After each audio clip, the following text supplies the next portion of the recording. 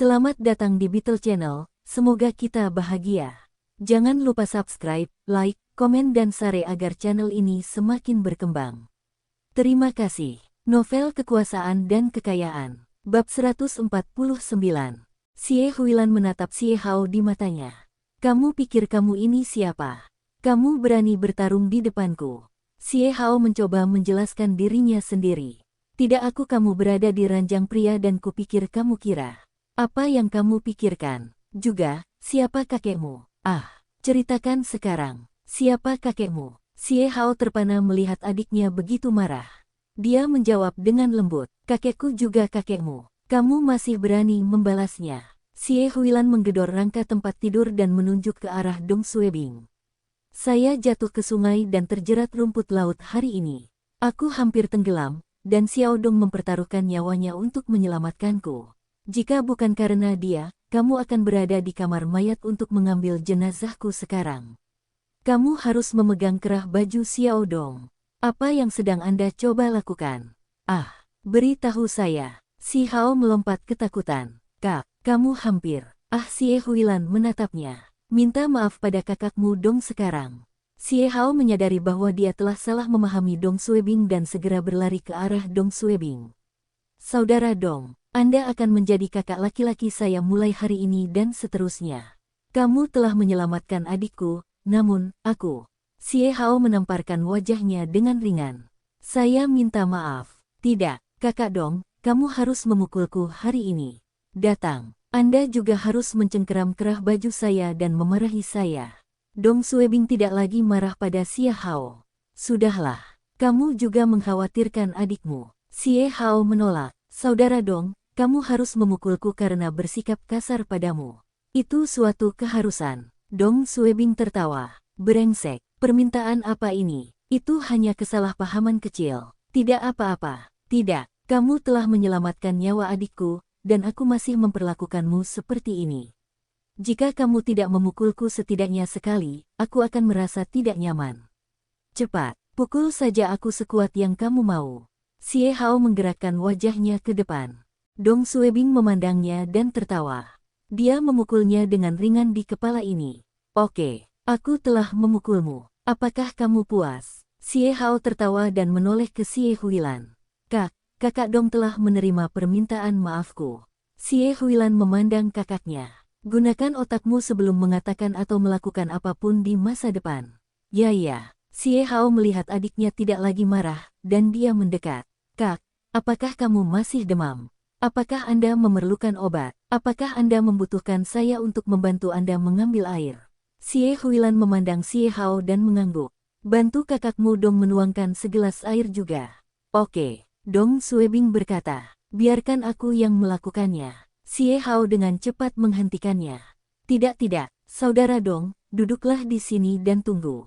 Aku akan pergi mengambil air. Xie Huilan menggelengkan kepalanya dan tersenyum pada Dong Suebing. Adikku dimanjakan oleh keluargaku sejak kecil. Dia terlalu impulsif dan mudah mengambil kesimpulan. Tapi dia memiliki sifat yang baik dan tahu cara merawat orang lain. Kakak Dong, air. Dong Suebing tahu bahwa Xie Hao sangat takut pada Xie Huilan. Dia tidak bisa menyalahkannya karena begitu takut pada adiknya. Xie Huilan lebih tua darinya lebih dari 10 tahun. Ia juga seorang pemimpin di pemerintahan pusat dan memiliki karakter yang kuat. Akan aneh jika Xie Hao tidak takut padanya. Kenapa Xie Hao baru saja menyebutkan tentang kakek mereka?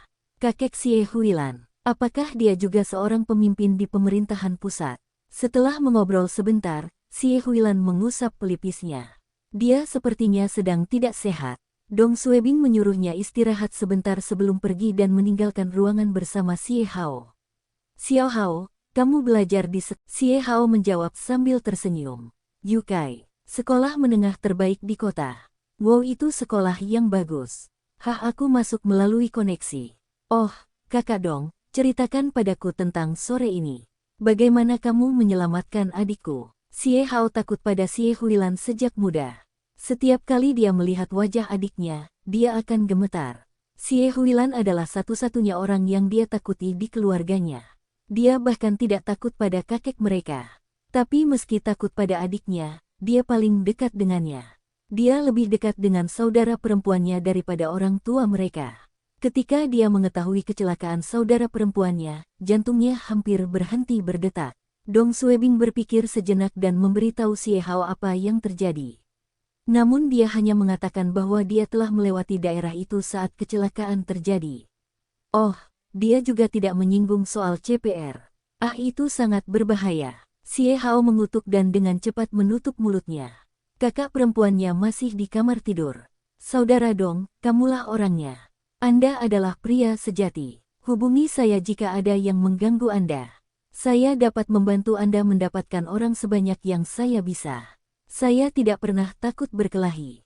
Xie Hao mengambil iPhone Dong Suebing dan bertukar nomor. Perkelahian. Dong Suebing tidak bisa berkata-kata.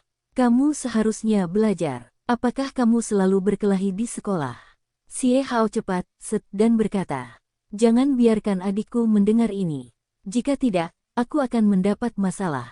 Dong Suebing tertawa. Lihatlah dirimu sendiri. Kamu bahkan lebih kurus dariku. Pertarungan apa yang bisa kamu menangkan? Kamu harus fokus pada studimu.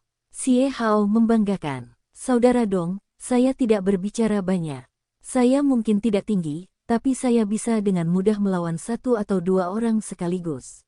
Brengsek, kenapa kamu menatapku seperti ini? Saya mengatakan yang sebenarnya. Dong Suebing berpikir sendiri. Omong kosong. Kamu bahkan tidak bisa memenangkanku dengan tubuh lemahmu. Dalam hal menyombongkan diri, sangat sedikit orang yang bisa memenangkan hati orang-orang dari Beijing. Siapapun di jalanan Beijing bisa bermegah sampai yang lain pingsan. Tapi mereka tidak serius. Mereka menganggap bualan sebagai lelucon. Ini seperti menceritakan lelucon kepada seseorang, dan tidak ada yang akan terlalu memikirkannya. Dong Suebing merasa Xie Hao menarik setelah mengobrol sebentar. Dia sudah lupa apa yang terjadi sebelumnya. Sebaliknya, mereka malah menjadi lebih dekat. Tiba-tiba, Xie Huilan berteriak dari kamar. Xiao Hao, ini sudah larut. Ayo kembali. Oke. Xie Hao menjawab dan menoleh ke Dong Suebing. Saudara Dong, ingatlah untuk menelepon saya jika Anda memerlukan bantuan. Oke, saya akan. Dong Suebing tertawa dan berjalan ke kamar tidur. Dia mengetuk pintu dan masuk. Suster Xie, kamu masih demam. Kamu akan sakit jika keluar seperti ini. Bolehkah aku memanggilkan taksi untukmu dulu? Anda bisa membungkus diri Anda dengan selimut saat keluar. Dong Suebing masih bisa bercanda dan mengobrol santai dengan Xie Hao. Namun di hadapan Xie Huilan, seorang pemimpin di pemerintahan pusat, dia tidak bisa begitu saja. Bahkan ketika dia telah menyelamatkan nyawanya, dia tetap harus memperlakukannya dengan hormat. Xie Huilan mengangkat sudut bibirnya. Terima kasih. Xiao Hao bisa keluar untuk mencari taksi. Xie Hao dengan cepat menjawab. Aku akan pergi, aku akan pergi. Kakak Dong, kamu sudah menjaga adikku sepanjang hari. Biarkan aku pergi dan mencari taksi. Setelah Xie Hao keluar, Dong Suebing berkata, mengapa tidak menginap malam ini? Anda bisa mengunci kamar tidur, dan saya bisa tidur di sofa. Oh, aku juga bisa menginap di rumah tetanggaku. Xie Huilan sedikit melambaikan tangannya dan bangkit dari tempat tidur. Dia tertawa. Saya akan merasa tidak enak jika saya menyusahkan Anda lebih jauh. Kamu pasti lelah hari ini. Aku akan mentraktirmu makan malam setelah aku pulih. Oke, oke. Dong Suebing mendekat. Xie Huilan masih mengenakan kemeja putih Dong Suebing dan tidak membawa apapun di dalamnya. Karena keringatnya, kemeja itu menjadi tembus pandang. Tak hanya payudaranya yang terekspos, perut rata dan tulang selangkanya juga terlihat jelas. Itu sangat menggoda. Dong Suebing dengan cepat berteriak dan menghindari memandangnya. Jangan keluar dari selimut. Aku akan membantumu mengambil pakaianmu. Xie Huilan tidak tersipu dan masih bisa tersenyum. Oke, maaf, pakaianmu kotor. Tidak apa-apa. Tunggu aku di sini di bawah selimut. Dong Suebing berlari ke ruang tamu dan mengambil semua pakaian Xie Huilan. Celana panjang hidung belangnya sudah kering, tapi pakaian dalam dan mantelnya masih lembab. Jadi, Dong Suebing mengambil set pakaian yang dia beli di sore hari, dan membawanya ke kamar. Beberapa pakaianmu masih lembab, aku akan membelikanmu tas untuk pakaian basah.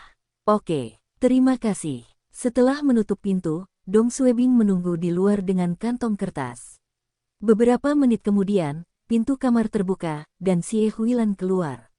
Dia tidak memakai bra dan mantelnya yang masih lembab. Dia memegangnya di pelukannya. Dong Suebing menundukkan kepalanya untuk menghindari mencarinya dan memberikan kantong kertas itu padanya. Saat dia melihat ke bawah, Dong Suebing melihat Xie Huilan mengenakan sepatu hak tinggi yang dibelinya. Tapi stokingnya itu benar, stokingnya robek, dan dia lupa membelikannya. Xie Huilan seharusnya merasa tidak nyaman tanpa stoking. Xie Hao kembali ke atas. Kak, tidak ada taksi.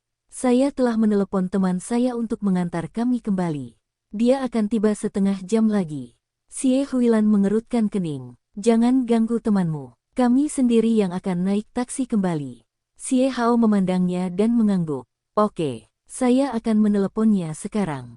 Xie Huilan berbalik dan tersenyum. Dia mengulurkan tangannya. Xiao Dong, aku tidak akan berterima kasih lagi hari ini. Izinkan saya berterima kasih dengan benar di lain hari. Dong Suebing melihat tangannya dan menggunakan kedua tangannya untuk menjabatnya. Jangan sebutkan itu. Beginilah cara mereka menjabat tangan pemimpinnya. Xie Huilan tertawa. Kami akan pergi. Anda tidak perlu mengantar kami. Tidak, saya harus mengantarmu dan akan pergi setelah kamu naik taksi. Tidak dibutuhkan. Apakah kamu mengerti? Baiklah, hati-hati dalam perjalanan pulang.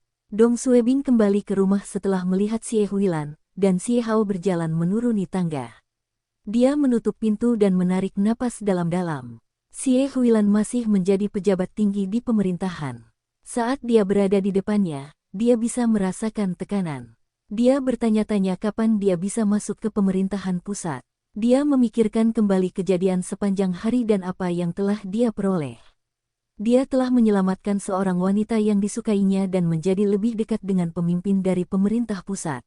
Ini adalah balasannya karena mempertaruhkan nyawanya.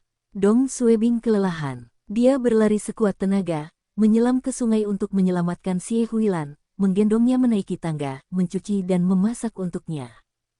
Dia akhirnya bisa istirahat. Dia memijat bahunya sendiri dan kembali ke kamarnya. Dia menjatuhkan dirinya ke tempat tidur. Aroma wanita dewasa masih melekat di tempat tidur. Dong Suebing mengambil selimut basah dan mengendusnya. Pemimpin dari pemerintah pusat itu berbeda. Keringatnya tetap harum bahkan setelah dia terjatuh ke sungai yang bau. Bersambung, terima kasih telah menyaksikan dan mendukung channel ini.